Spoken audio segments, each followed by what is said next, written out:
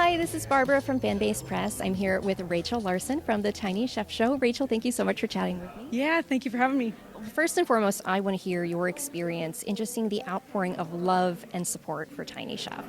It's been like amazing. I mean, when the show got canceled, we were all very much at a low point. Like, we were running out of money. We didn't know, like, are we going to be able to continue with Chef? And Chef is, we love him. Like, we just love him. And when we put out that video and the fans came out in support, like, it just blew us away and like gave us such a huge emotional boost and financial boost, and like I think mostly just like we're on the right path, you know, and sometimes you doubt that and you're like, why is this so hard, why is this like so hard? And you get a boost like that and it just resets you. It reset us. It like gave us so much energy and spirit behind Chef again, and it was like rocket fuel for us into this year. So it meant literally everything. Well, speaking of that financial support, you did an amazing crowdfunding campaign that raised funds to keep you going through the social media posts. Why do you feel that crowdfunding is such a valuable asset for creators of all entertainment mediums right now? I think because you have a one-to-one relationship with people, with the fans, and I think, you know, the things we love, we want to support. Like, you know, I think people love Chef and they want him to keep going, and it gives people a way to give back and sort of support what they want to see instead of like, this is now pre-selected and sort of curated for people. It's like this one-to-one, this is what we want and this is what we can give fans. So I think crowdfunding is getting more and more popular because it takes out the middlemen, and I think that's really important because you get the most pure version of people's art and people's mind and what they want to create, and it's not watered down, it's not redirected in a way that maybe they didn't want to go, and maybe the fans would have gotten a better product if, you know, it was just a one-to-one. So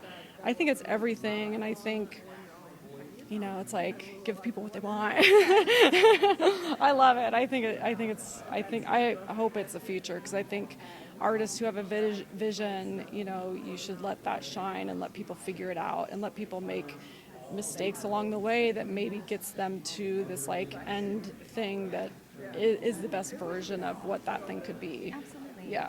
And I think to your point, with that artistic vision in mind, it is so vital in this chaotic time of AI that we underscore for viewers the meticulous nature with which you create these shows. I mean, your background is in animation. You've worked so much in bringing shows like this to life. What would you like to underscore for viewers who may not know all that goes into bringing the show to life? Yeah, I mean, every step of a show is critical. So you have script writers who are writing a script and they're putting words on a page that tell you a story. And then artists are drawing storyboards from that script and they're putting humor in there, they're putting camera angles in there, they're putting themselves into that.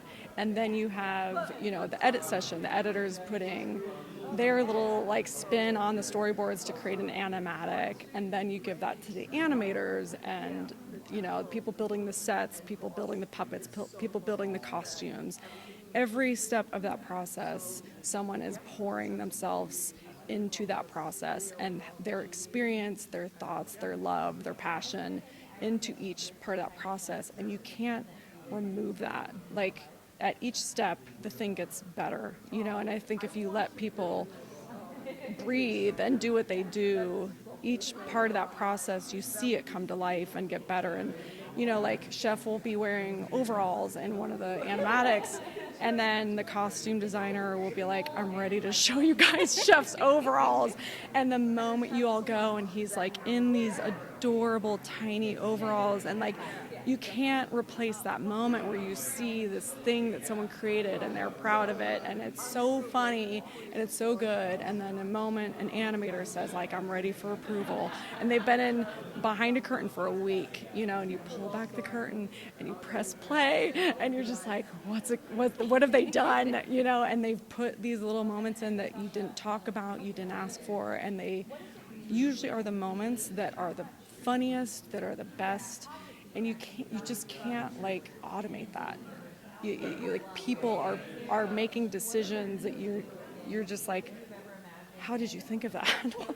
And that happens at every stage. So I think the process, at least that I've worked with stop motion, it sort of draws people's best self and like automatically kind of like pulls passion into that process. So yeah, why, like, what are we replacing? Like, it's Why like, would you not want that? yeah, it's just so cool. It's like what's the point of life? Like, that's it. Like watching people be passionate and love what they do. That is the point of life. So I stand behind it. Most of the best moments either were a mistake someone made that they turned into a thing, or just something you didn't think of that someone brought to the table. Well, final question for you. I know time is short. I know the sky's the limit for you when it comes to Tiny Chef. If you have one entertainment medium that you could go to next with Tiny Chef, what would it be? Funnily enough, we're all getting obsessed with comics. Some people have been obsessed with comics for years. I'm like getting into it now.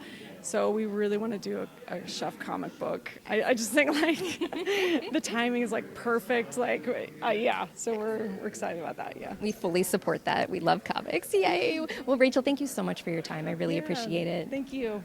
Thanks so much. Yeah. Again, this is Barbara with Fanbase Press. You can find more interviews like this one at fanbasepress.com.